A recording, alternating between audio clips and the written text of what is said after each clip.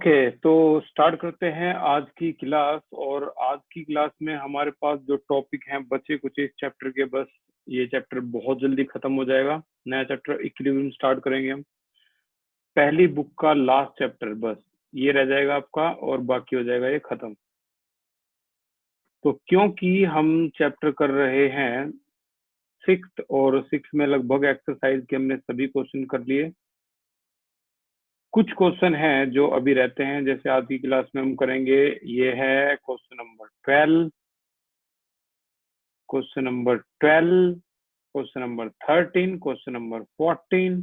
ठीक है, तो आज की क्लास बेसिकली न्यूमेरिकल के नाम रहेगी, और एक नया फॉर्मूले से आपको इंट्रोड्यूस करवाऊंगा मैं डेल्टा जी का। वो है आपका ये formula, delta G is equal to minus का 2.303 RT log K।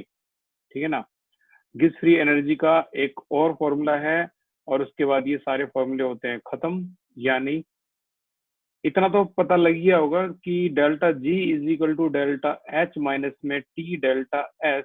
एक फॉर्मूला ये था, delta G is equal to क्या, माइनस का 2.303 RT log के। ये के जो है इक्विलिब्रियम कांस्टेंट है। अगला चैप्टर बस आने वाला है इक्विलिब्रियम, ठीक है, वहां ये अच्छी तरह एक्सप्लेन होगा। दोनों डेल्टा जी जो फ्री एनर्जी हैं वो आपकी क्या एक्सप्लेन करती हैं कि अगर डेल्टा जी की वैल्यू नेगेटिव है स्पॉन्टेनियस, डेल्टा जी की वैल्यू पॉजिटिव है तो नॉन स्पॉन्टेनियस। ठीक है ना, दोनों की दोनों इस चीज को इंडिकेट करती है। अच्छा, इसके अलावा एक ये फॉर्मूला था जो बड़ा हमने, delta H equal to delta U plus में delta n G R T. तो ये फॉर्मूले और ये फॉर्मूले, ये जो ऊपर वाला फॉर्मूला है, इस चैप्टर में एक तरह से रैंक 1 यानी डोमिनेंसी बताते हैं। इसके अलावा हैसेस लॉ पे भी हमने जितने भी हैं फॉर्मूले वो कर लिए, बॉन्ड एंथैल्पी पे कर लिए। तो यही है जो आपके एग्जाम में बार बार वो पूछे जाएंगे। और थोड़ी प्रैक्टिस के बाद हम नीट के क्वेश्चन भी करेंगे। कल की प्रैक्टिस होगी आपकी आउट ऑफ एनसीईआरटी, और परसों हम नीट पे अटैक करेंगे इस चैप्टर के नीट के क्वेश्चन। ठीक है, तो आज हम स्टार्ट करते हैं बचे कुचे न्यूमेरिकल। तो नया फॉर्मूला मैंने आपको बता ही दिया है। पहला न्यूमेरिकल है आपका प्रॉब्लम 12, प्रॉब्लम 12 6.12। ठीक है, क्या है प्रॉब्लम 6.12 ये भी देख लेते हैं एक बार। क्वेश्चन देखना बहुत जरूरी है, तो पहले क्वेश्चन को अच्छी तरह से देखते हैं। क्या है प्रॉब्लम 6.12?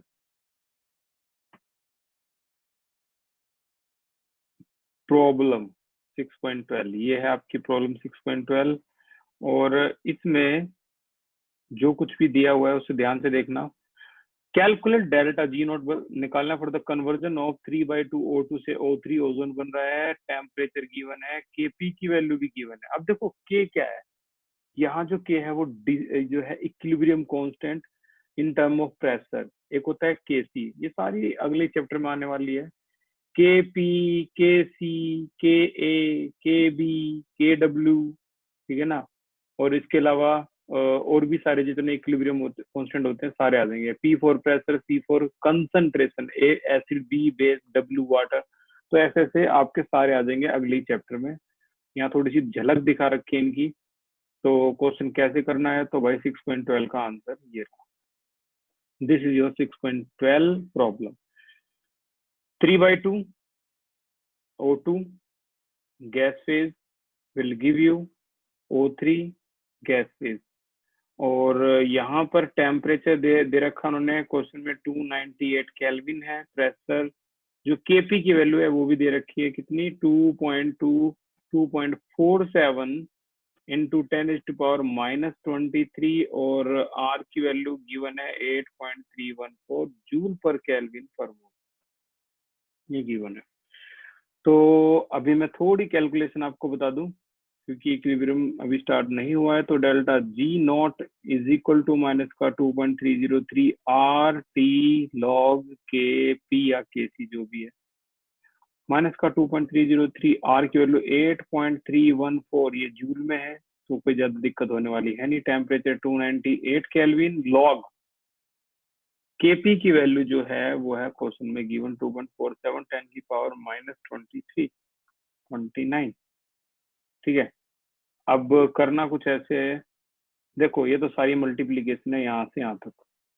लॉग की वैल्यू सोल्व करनी आपको आनी चाहिए इस तरीके से, इनटू में 8.314, ये है आपका 8.314298 इनटू में यहाँ सोल्व करेंगे तो ये हो जाएगा आपका log 2.47 और ये इनटू है तो प्लस log 10 की पावर -29।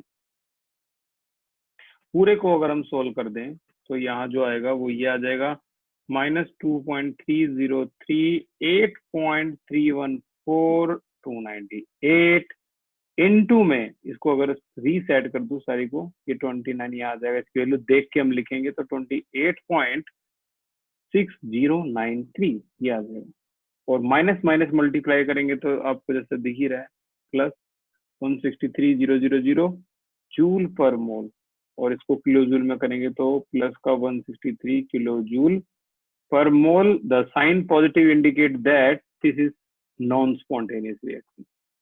ठीक है, तो जिनको लॉग एंटी लॉग में डाउट है वगैरह वगैरह, तो कोई अगर क्लास स्टार्ट होगी लॉग एंटी लॉग की तो मैं आपके पास लिंक तो जरूर भेजूंगा ताकि आप समझ पाओ लॉग एंटी लॉग को। एक बार तो आप कर ही चुके हो, एक बार और प्रैक्टिस के लिए यूज कर सकते हो।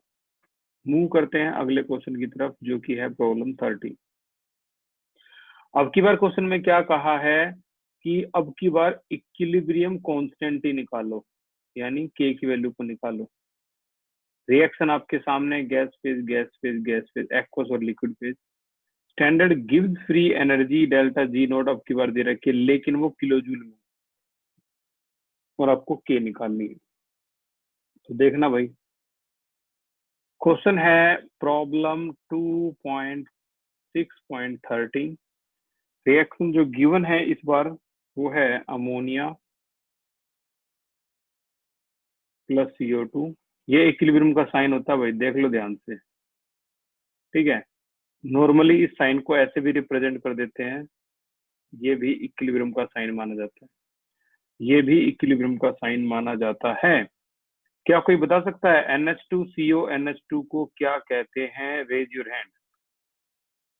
NH2CO NH2 को क्या कहेंगे? Raise your hand.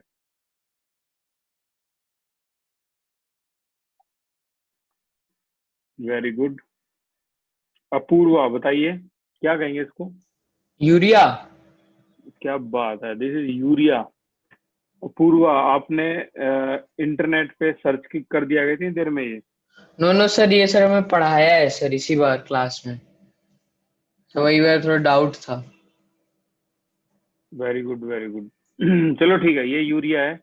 और अभी हमें जो खेल खेलना है वो कुछ ये है, delta G not is equal to minus का 2.303 RT। ये जो फॉर्मूला मैं अभी लिख रहा हूँ ना, ये 12th में भी बहुत बार आएगा। लॉग के यहाँ पर इक्विलिब्रियम कांस्टेंट कह दिया तो के सी भी लगा सकते हो, क्योंकि केपी रिप्रेजेंट नहीं किया है इस बार।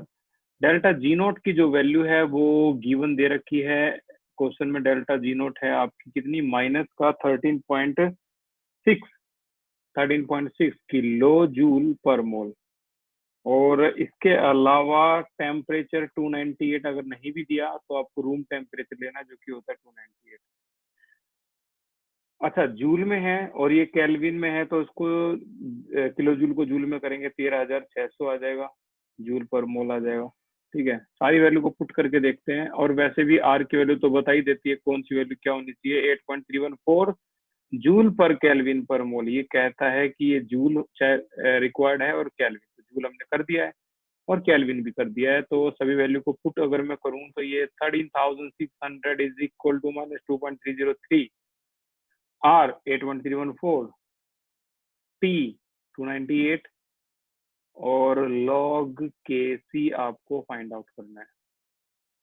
देखो इतना तो सभी को पता लग ही गया होगा कि 13,600 को डिवाइड करना पड़ेगा -2.303 इंटू में 8.314 298, और आपका क्या आ जाएगा यहाँ log KC। माइनस से माइनस कैंसिल, इसको एक्स मान के भी कई बच्चे सोल्व करते हैं, एक्स मान के लॉग एंटी लॉग से सोल्व कर देते हैं 2 मिनट के अंदर। आपको लॉग एंटी लॉग आपके टीचर सिखा रहे हैं तो अच्छा स्कूल है, नहीं सिखा रहे तो आपके एनसीईआरटी के पीछे जो लॉग एंटी लॉग के 4 पेज दे रखे हैं वो किस काम के हैं। अब तो जो नई एनसीईआरटी आई हुई है 11th क्लास की, पहले तो पुरानी में थे नहीं, 12th में तो ऑलरेडी थे, हमेशा से ही थे लॉग एंटी लॉग, लेकिन जो नई आई हुई है वहां पर एनसीईआरटी के पीछे 4 पेज उन्होंने लॉग एंटी लॉग के दे रखे हैं, तो कुछ तो सोच के दिए होंगे। इसका यूज है, कई टीचर कहते हैं इसका यूज मत करो क्योंकि उन्हें कराना पड़ता है ना। तो पूरा एक्स को कुल मिला के अगर आप सोल्व करते हो तो यहाँ एक वैल्यू आती है, इसको कहेंगे हम 2.383 इज इक्वल टू लॉग के सी। अब बताइए अगला स्टेप क्या होगा, रेज योर हैंड। है कोई जो बता सकता है कि अगला स्टेप क्या होगा? मिस्टर निखिल, वेरी गुड, बताइए। लोग में कन्वर्जन हो जाएगा, उस साइड ले जाएंगे लोग को। गुड, लॉग को वहां फेंकेंगे तो ये हो जाएगा आपका क्या, एंटी लॉग, तो यहाँ रह जाएगा के सी, और ये हो गया आपका एंटी लॉग 2.83 वैसे तो ये प्लस का एंटी लॉग है तो आसान है, माइनस का होता तो चलो मैं सोचता भी। बताइए 10 की पावर क्या हो जाएगी, पॉइंट से पहले जो भी कुछ होता है, जैसे 2 है वो 10 की पावर 2 होगी। अब आपको करना क्या है, 0.38 की वैल्यू 3 में देखनी है जो कि क्या होती है, एंटी लॉग।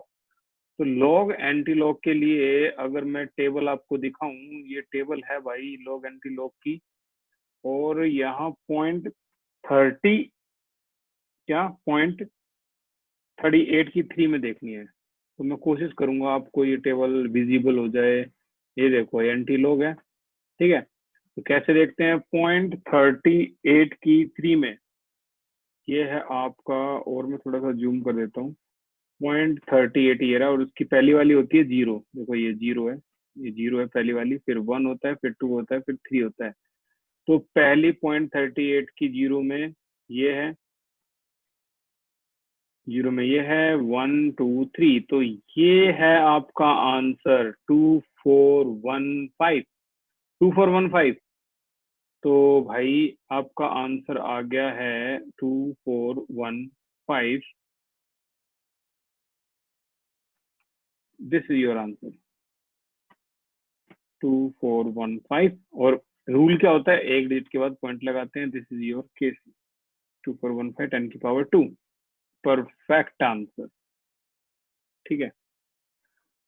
कई टीचर्स ये भी बोलते हैं कि भाई लॉग एंटी लॉग आपको वहां पर गिवन मिलेगी, क्वेश्चन में गिवन करके ऐसे लिख देंगे और कह देंगे कि लॉग एंटी लॉग की वैल्यू ये है आपकी, लॉग 0.383 की वैल्यू है वो है 2.415, इस तरीके से, तो ऐसा भी कई टीचर बोल देते हैं, ठीक है। नहीं तो आपको देखो चीजें सारी समझ में आनी चाहिए, अगर आपके एनसीईआरटी के पीछे वो चीजें दे रखी हैं तो कुछ तो सोच के दे रखी हैं। और आगे चलते हैं, क्वेश्चन नंबर 20 की तरफ चलते हैं। तो भाई क्वेश्चन नंबर 20, 14 पे तो प्रॉब्लम सारी खत्म, 20 आपका एक्सरसाइज का क्वेश्चन है, इसको भी देख ही लेते हैं। ये है 20, the equilibrium constant for reaction is 10, केसी की value 10, what will value delta G, बताओ क्या होगी अगर आर की वैल्यू ये है। तो देखो इन्होंने तो काम खत्म ही कर दिया, इतना आसान देके, वैल्यू 10 है तो डेल्टा जी पूछ रहा है, ये है हमारा एक्सरसाइज का question number 20, exercise question number 20, ठीक है। Delta G not is equal to क्या होगा, माइनस का 2.303 आर टी लॉग के सी। तो डेल्टा जी नॉट की वैल्यू क्या दे रखी है, निकालनी है, कि अब की बार इक्विलिब्रियम कांस्टेंट 10 है, अब की बार टेम्परेचर भी 300 दे दिया, तो भाई 2.303 आर की वैल्यू 8.314, टेम्परेचर 300, लॉग केसी की value 10, raise your hand, log 10 की वैल्यू क्या होती है, लॉग 10 की वैल्यू क्या होती है, लक्ष्य बताइए लॉग 10 की वैल्यू, भैया 1। और लॉग 1.0 की वैल्यू भैया 0। Very good. log 10 होता है 1, समझ लो, नहीं तो फिर तुम्हारे स्कूल के टीचर तुम्हें छोड़ देंगे ऐसे ही कि ट्यूशन पे सीख लिया होगा। log 10 1 होता है, log 1.00 होता है, कंफ्यूजन, ठीक है ना। log 10 1 होता है, log 1.00 होता है। तो यहाँ log 10 है तो 1 है तो आपको सिर्फ और सिर्फ इनकी मल्टीप्लीकेशन करनी थी। And again your answer is minus का 5744.14 जूल पर मोल। कन्वर्ट करोगे किलो जूल में तो माइनस का 5.744 kilo joule per mole. This is finally your answer. ये हो गया इसका भी आंसर और खेल खत्म।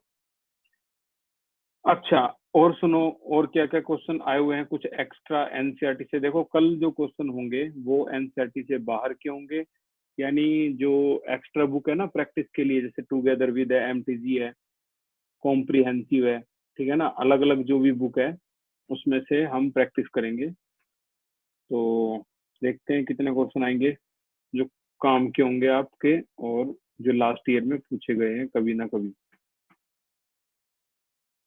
उसके बाद परसों की क्लास होगी नीट की क्लास, तो उसमें हम नीट के क्वेश्चन करेंगे। इस चैप्टर के क्वेश्चन आया हुआ है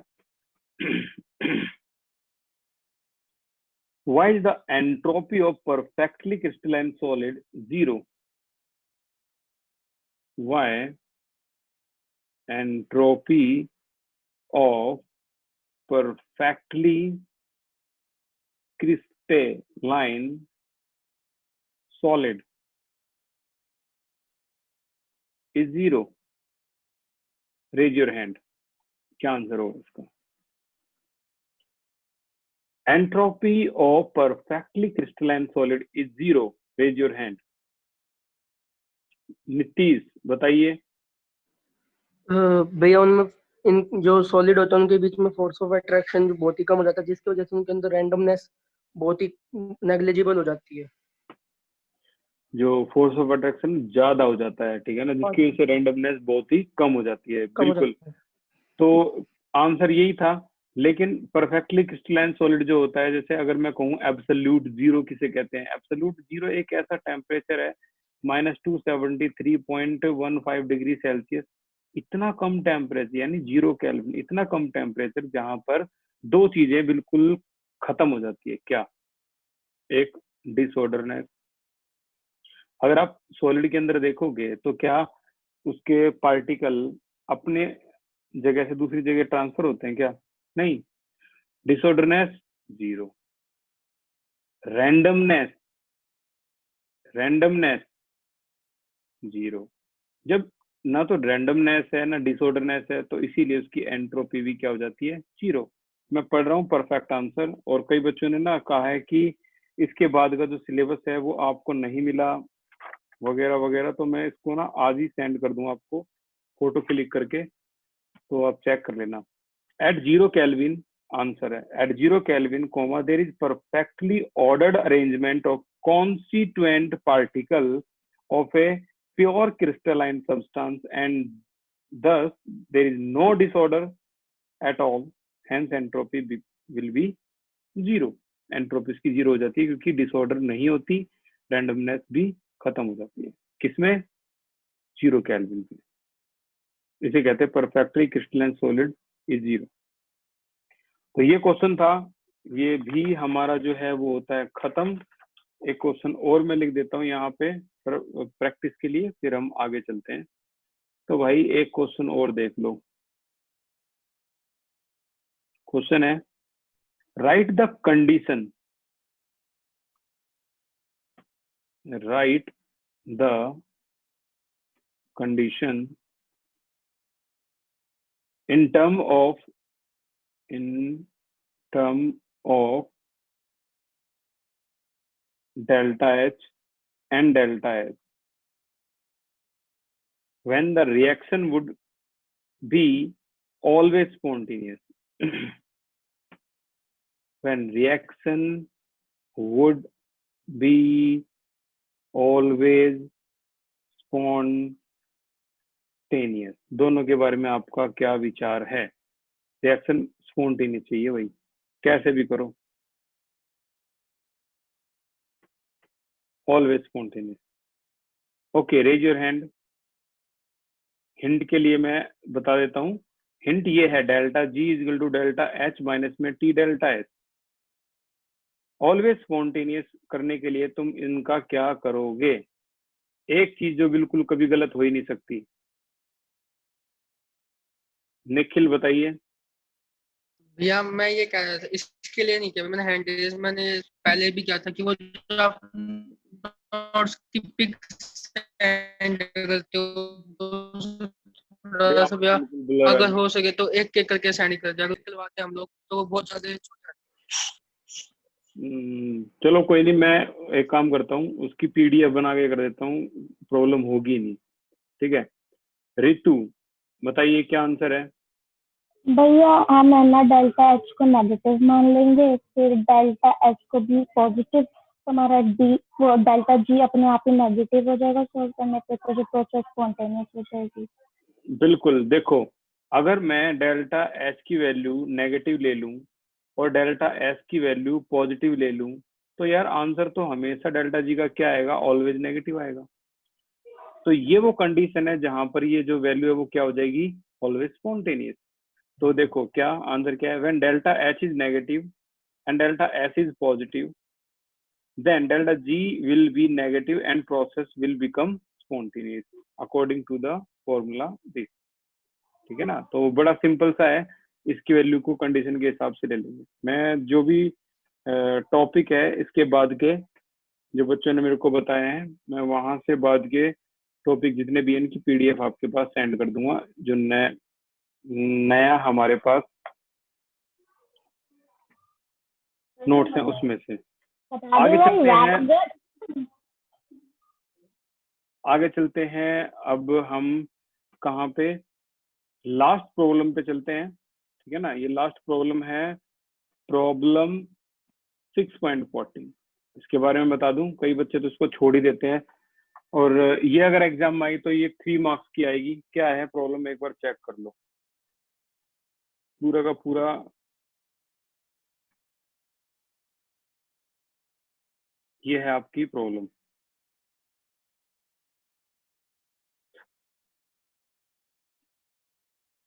ये देखो 6.14। ये 60 डिग्री टेम्परेचर पर डाई नाइट्रोजन टेट्राऑक्साइड, इसे कहते हैं N2O4 को, die nitrogen tetroxide is 50% dissociate, 50% टूट गई। ठीक है, कैलकुलेट करके दिखाओ स्टैंडर्ड फ्री एनर्जी चेंज, यानी डेल्टा जी नोट बताओ क्या होगी at the temperature and 1 atmospheric pressure पे। तो देखो जो हमारा टारगेट है वो तो वही है, वही वाला फॉर्मूला। इस फॉर्मूले के तो आप जानते हो, delta G is equal to minus का 2.303 R T log K P. ठीक है, देखो आर की वैल्यू है 8.314, टी है 333 क्योंकि इन्होंने दे रखा है ये रहा। अच्छा, तो फिर रह क्या गया? केपी रह गया। तो आपको केपी निकालना है। अभी मैं आपके सामने ये कहानी जो सेटअप है वो स्टार्ट करते हैं। ये सेटअप पूरा का पूरा क्या है, देखो भाई, N2O4 die nitrogen tetroxide gas phase है। ये साइन आप अच्छी तरह से अब जान गए हो, इक्विलिब्रियम साइन है। अगला चैप्टर ही करने वाले हैं, बड़ा आसान सा चैप्टर है। 2NO2 गैस फेज है। ये है आपका 6.14 प्रॉब्लम। ठीक है, अब इसके अंदर समझना जरा ध्यान से।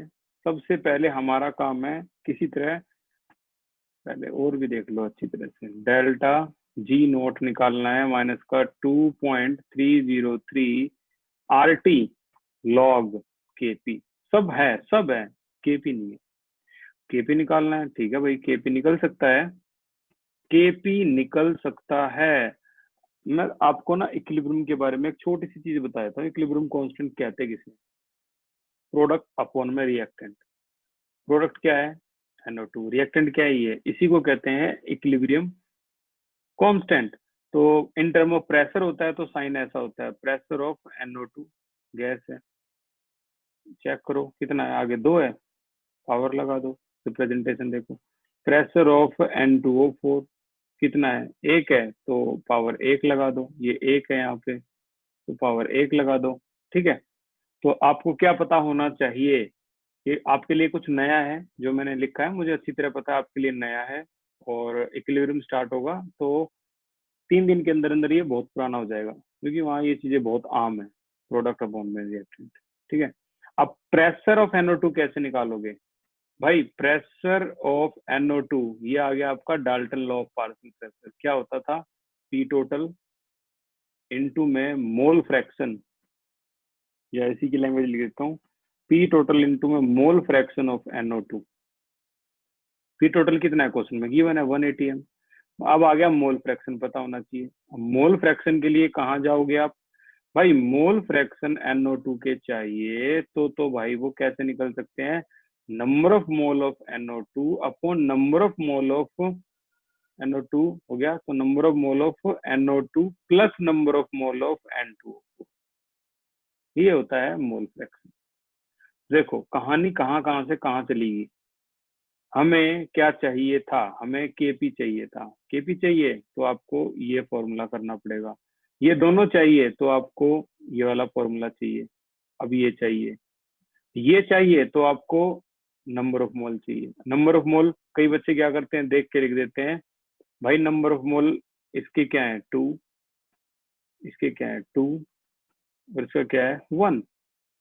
लेकिन ये जो हिस्सा है ये गलत है, ये बिल्कुल गलत है। क्यों गलत है? क्योंकि क्वेश्चन में बोल दिया ये रिएक्शन 100% कंप्लीट नहीं हुई।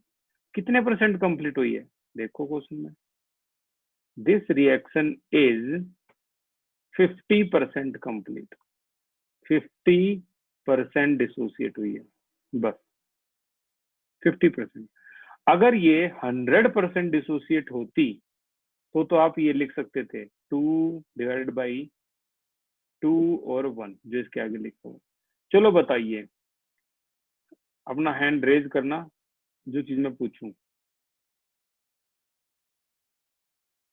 क्या अगर ये रिएक्शन 100% डिसोसिएट होती है तो आपके NO2 आते हैं 2 मोल और N2O4 आता है 1 मोल।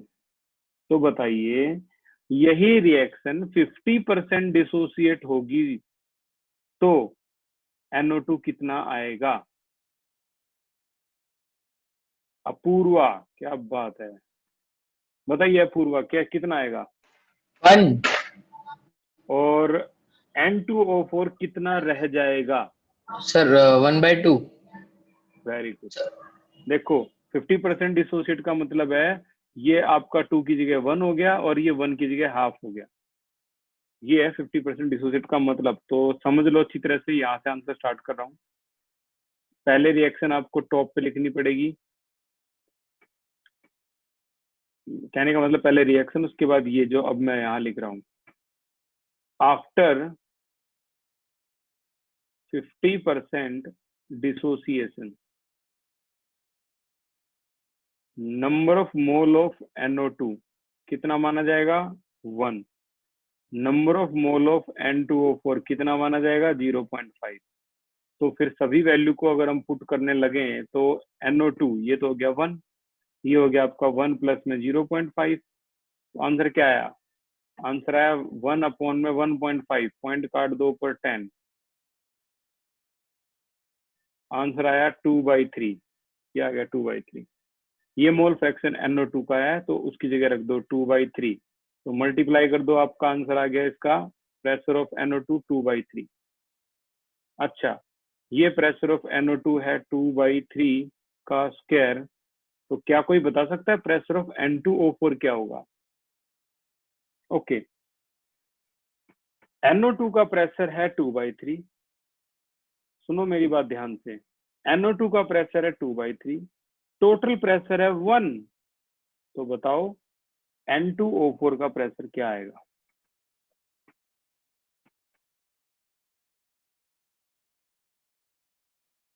नितेश बताइए। भैया 1/3।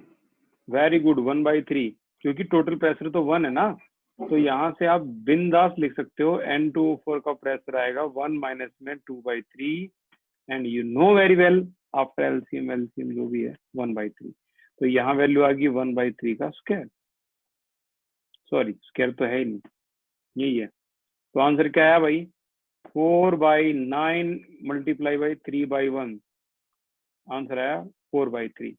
तो आपकी जो केपी की वैल्यू है दिस इज 4/3, और यू कैन राइट डाउन 1.333, ठीक है, तो 1.33 भी लग सकते हो।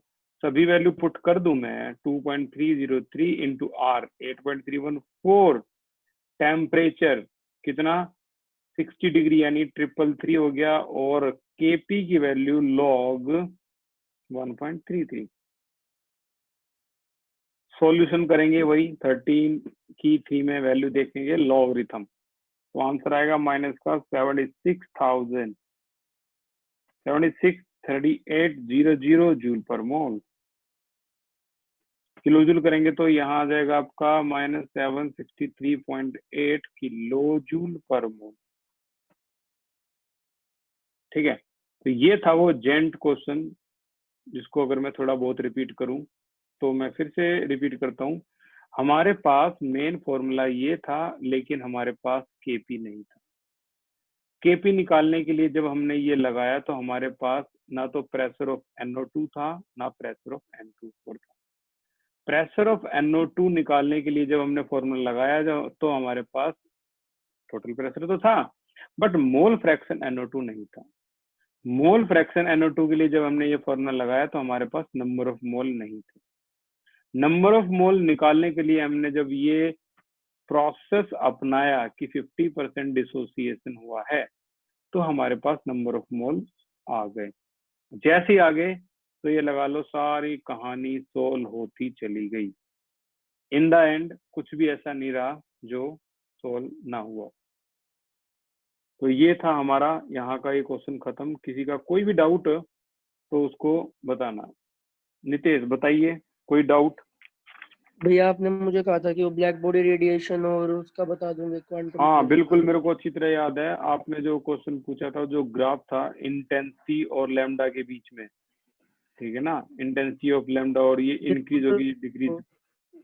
हाँ उसमें ये पूछा था कि ब्लैक बॉडी का और क्वांटम थ्योरी में ऐसा क्या रिलेशन था, जो मतलब ब्लैक बॉडी में क्या एनोमली थी कि क्वांटम थ्योरी से वो सही करी गई। कौन सा ब्लैक बॉडी में ऐसी कौन सी कमी ब्लैक थी? बॉडी रेडिएशन में।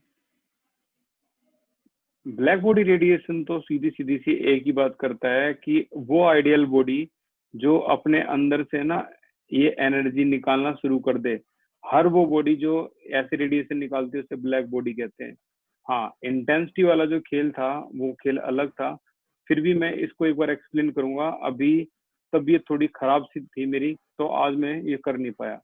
और बैकग्राउंड भी आप देख रहे होगे, जो है वो घर का ही है, ठीक है ना। तो आज तो मैं ऑफिस भी नहीं गया इस चक्कर में, तबीयत खराब होने के चक्कर में। तो जैसे ही इसका जो आपने मेरे पास क्वेश्चन भेजे ना, मेरे पास मैंने सेव कर लिए हैं।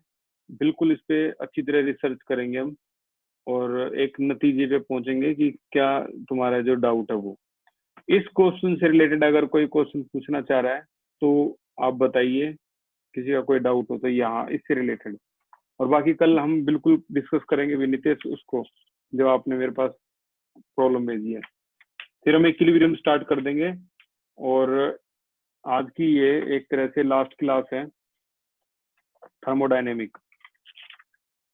और थर्मोडायनेमिक में जो भी न्यूमेरिकल प्रॉब्लम वगैरह वगैरह वगैरह वगैरह, entropy, first law, second law, zero law, ठीक है ना, कोई सा भी लॉ में अगर प्रॉब्लम होती है, डेफिनेशन मैंने बता दी, enthalpy of combustion formation.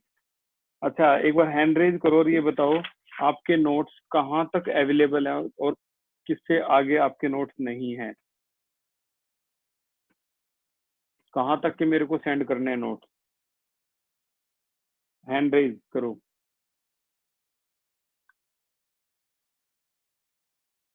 Yes Devesh बताइए।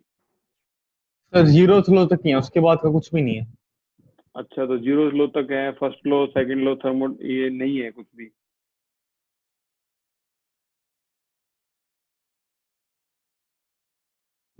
नहीं सर, नहीं है। हेलो, ठीक है ठीक है ठीक है ठीक है भाई। तो अभी मैं 5 मिनट का एक छोटा सा इंट्रोडक्शन दे रहा हूँ इक्विलिब्रियम चैप्टर के बारे में, और कल से हम इसके एक्स्ट्रा क्वेश्चन और नीट के क्वेश्चन करेंगे। तो मेरी बात ध्यान से सुनना, जो अभी मैं बोलने वाला हूँ ये है आपका नया चैप्टर इक्विलिब्रियम, जिसको 2 हिस्से में डिवाइड किया गया है। एक हिस्सा जो है वो पहला पार्ट है इक्विलिब्रियम का, दूसरा आयनिक इक्विलिब्रियम है। हालांकि दोनों हिस्से बहुत आसान है। कुछ चीजें मैं बता देता हूँ इक्विलिब्रियम के बारे में, तो आपको लगेगा कि यार इतना सब कुछ भी होता है और हमें आज तक पता ही नहीं। इक्विलिब्रियम का एक सीधा सीधा सा मतलब ये है कि अगर कोई कंडीशन राइट और लेफ्ट दोनों में जा रही है तो हम इसको नॉर्मली बोल देते हैं इक्विलिब्रियम, जिसको हम ये बोलते हैं। अब सुनना जरा ध्यान से जो मैं चीज बताने वाला हूँ।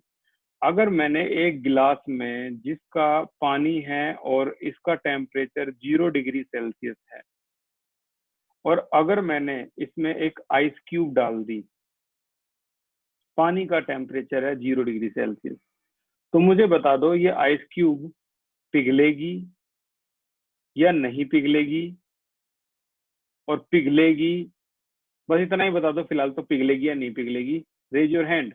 इक्विलिब्रियम के बारे में इंट्रोडक्शन है 5 मिनट का। अपूर्वा बताइए।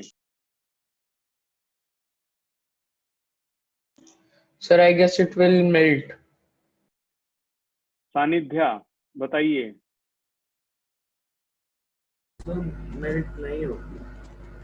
मेल्ट नहीं होगी। रितु बताइए। भैया शायद होगी। नितेश बताइए। भैया मेरे ख्याल से नहीं होगा, क्योंकि ये एक ऐसे टेम्परेचर पे है जहाँ पर ये मेल्ट होना भी फ्रीज होना शुरू हो जाता है। अब आपको पता लगेगा कि आप अपनी जनरल लाइफ में जो चीज देखते हो उसे साइंस कितना कितना हद तक एक्सप्लेन कर देती है, जिसका आप अंदाजा भी नहीं लगा पाओगे। यहाँ बात हो रही है H2O सॉलिड से H2O लिक्विड की, यानी अब आइस की और पानी की बात हो रही है, बर्फ की और पानी की। ठीक है ना। अर्नव, आपका भी कुछ क्या राय है क्या? कुछ बोलिए। सर एक बार क्वेश्चन रिपीट कर दो, थोड़ी सी डिस्टर्बेंस आ गई थी। मेरा क्वेश्चन बिल्कुल आसान सा है कि अगर मैं 0 डिग्री सेल्सियस पर पानी में एक बर्फ डाल दूं तो वो बर्फ पिघलेगी या नहीं पिघलेगी, बताइए। सर वो मेल्ट होएगी, थोड़ी सी मेल्ट वही, होएगी, फिर उसके बाद वो टेम्परेचर कम होना शुरू हो जाएगा। चलो ठीक है। अब मैं जो बता रहा हूँ उसे सुनना जरा ध्यान से, और आप किसी दूसरे को भी बता सकते हो ताकि नॉलेज उनकी भी बढ़ जाए, उन स्टूडेंट्स की भी बढ़ जाए। ठीक है। ये तो इक्विलिब्रियम की शुरुआत का पहला ही पेज है, और इक्विलिब्रियम की शुरुआत का पहला पेज ये बोलता है, जैसे मैंने उस दिन आपको बताया था ना सरफेस टेंशन के बारे में, कि अगर एक निडल को मैं एक शांत पानी में डालूं तो वो तैरेगी या डूब जाएगी। तो बहुत से बच्चों ने कहा था वो डूब जाएगी।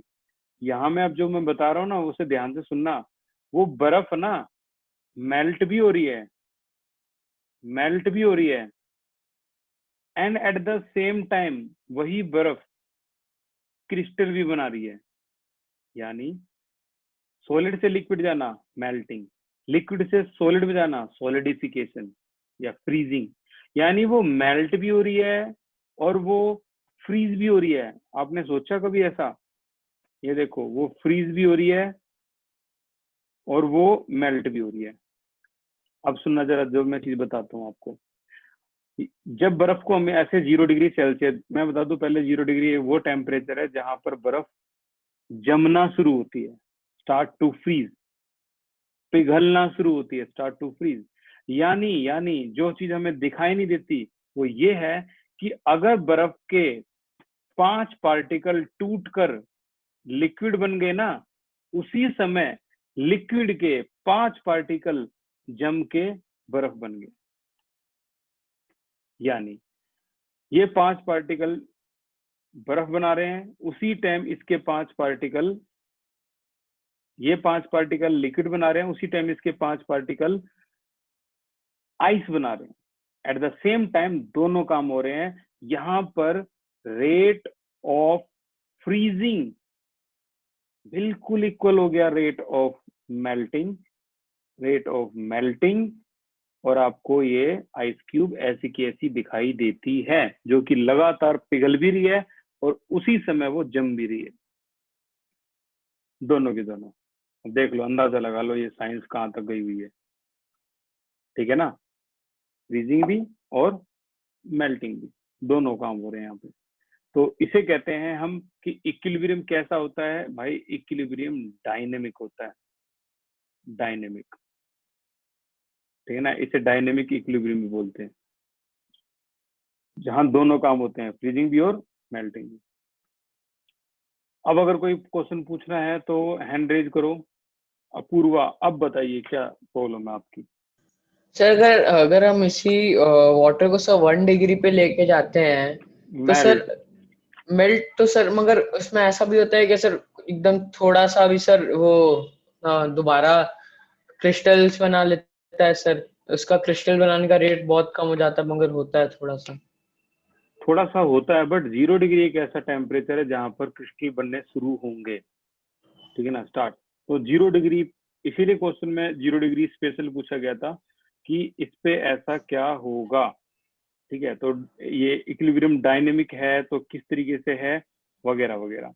एक छोटा सा एग्जांपल मैं और भी दे देता हूँ, और ये भी सुन के आपकी थोड़ी सी आंख खुल जाएगी कि यार इतना सब कुछ भी होता है हमारे आसपास ही, लेकिन हमें कभी महसूस ही नहीं हुआ। ये ग्लास है, कांच का गिलास है, और इसमें पानी है। आपने इसमें 1 चम्मच चीनी डाल दी, शुगर, और वो घुल गई, डिजोल्व। फिर 1 चम्मच और डाली, वो भी घुल गई। फिर 1 चम्मच और डाली, वो भी घुल गई। लेकिन अब जैसे आपने 4th स्पून शुगर ऐड की तो अब वो घुल नहीं रही। बताओ सॉल्यूशन क्या बन चुका है, रेज योर हैंड।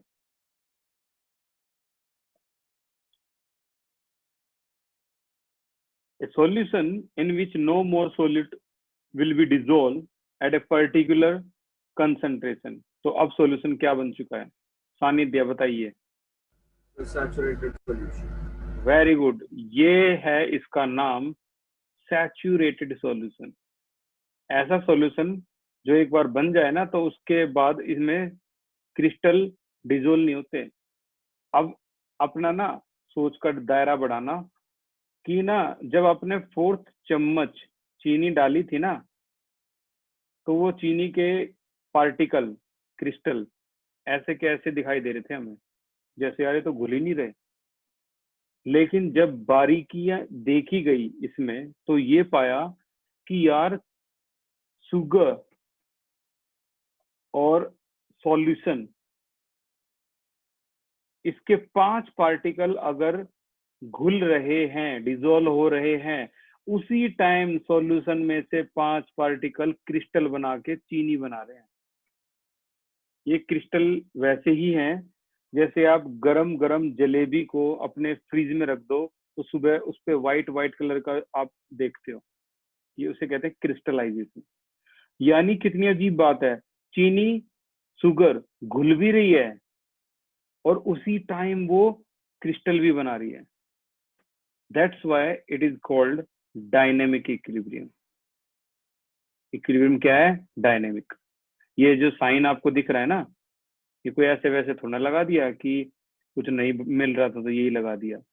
ये देखो साइन क्या कह रहा है, शुगर से सॉल्यूशन भी बन रहा है और सॉल्यूशन से ही शुगर भी बन रही है। Rate of dissolution is equal to rate of crystallisation. ठीक है, तो जो चीज हमें दिखती है उसके पीछे की का जो साइंस है, लॉजिक है, वो बिल्कुल अलग होता है। बहुत इंटरेस्टिंग चैप्टर है, हम अगली क्लास में स्टार्ट कर देंगे। अगली क्लास में तो 2 क्लास बाद तो स्टार्ट हो ही जाएगा ये, तो कल की क्लास में मिलते हैं। Thank you so much for the class.